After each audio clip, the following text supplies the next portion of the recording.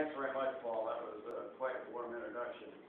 I'd like to go back to my role just for a second at university research parks. There are about 200 now in the country. The context for these are the best economic development engines I think you'll find anywhere in the U.S. The issue is this. If you picked up last week's Economist magazine, the theme of that is it's no longer the world is flat. In fact, the world is upside down. What they mean by that is the developing countries are winning and we're fast losing, even in the matter of innovation.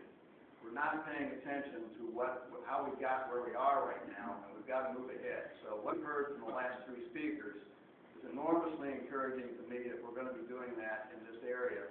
It's needed worldwide. It's going on worldwide. It's very much needed in the U.S. The idea that a work, live, play, educate environment is probably the best environment you can build in a research park. That's the best in class. We were able to win the national award in 2005 for best research park in the country. Not because we were the biggest. We're not Research Triangle Park. We're not Boston. We're not California. But what we have done is what we put out for what we put in, I think is a remarkable credibility story for about what we're going to do next. It should give you some confidence that, as Scott says, if we can put 7 million new square feet up into a small area. Think about this. We have right now 350,000 square feet built out on 40 acres in Delaware Technology Park. We have 54 companies there right now. 750 people go to work there every day. About 2,500 people have spun out of that park in 20 companies around the area. The economic impact is something around $100 million a year into this area, just from that small acreage. The investment in the park itself is about $275 million. We have $315 million in federal grants. We have 3,000 visitors a year for events, all kinds of things. A couple notables in the park, the Delaware Biotechnology Institute. I mean, David Weir built that almost brick and brick. We started with an idea. We started with the precept that biotechnology was the next big thing. That's an opportunity in this state. We sit right in the middle of the sweet zone for biotechnology and pharmaceuticals, and we didn't have as much. We were challenged by AstraZeneca when they came here. If we're going to come here, you're going to have to do a lot more. One of the results of that was the Biotechnology Institute. And that was conceived to be interdisciplinary life science. Scott mentioned that the crossovers today in life sciences are enormous. DNA doesn't care. If it could be in a pig, it can be in a plant, it can be in a human.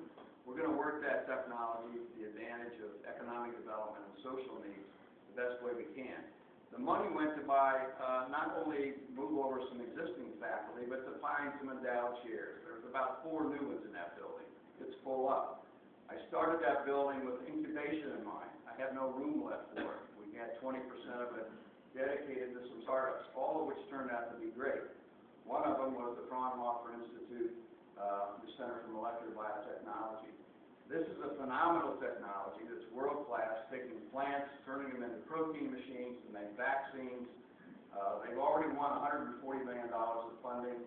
They're on their way to the issues of malaria and plague and H1N1 and H5N1 and you name it. And Delaware is going to lead the world there because it is the only GMP built with robotics, hydroponic seeds being placed. Plants come out the other end, the vaccine's in the plants, you harvest the vaccine, and you can do this very rapidly, very inexpensively. That's just one example of beginning this journey, what it can get you. We didn't know that was going to happen when we started, but putting things like this in place is the reason it works. So those are the kinds of things we're going to be doing. Another simple example is a small company called QPS. 2 DuPont scientists left back in the last purge. I gave them the smallest lab I had. That's all the money they had. They rented an LC mass spec machine, and they started. In 5 years, there are 250 people. They're in 3 sites. They're world known. They would like to have a lot more space in the park than I have right now. We're working on with that, as would Fraunhofer. So sometime in the nearest future, we'll do our 6th building as our last building. We have to have the Chrysler site do what it's intended to do. I look forward to working with Kathy and David and Scott on all the ideas of whether it's BRAC on one end or health Sciences Alliance on the other, lots of stuff in between. We know the companies out there, we're attracting them, and I think this is a really, really good play for Delaware. It's a well-kept secret. We're trying to get it out today. This is what this meeting's about, is to get the community behind it, and it will be a forest site where people can come and go and enjoy.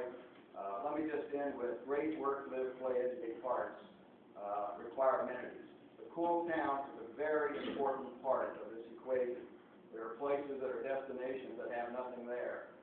There are universities you can name where nobody goes except to go to school there. There's nothing else there. We have that opportunity, and so you're going to hear from Kyle, I think, about the amenities of the city, very important to us.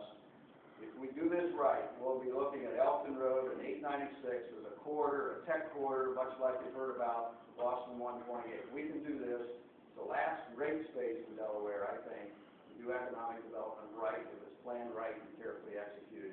And we have a chance to pick and choose the right things. Thanks.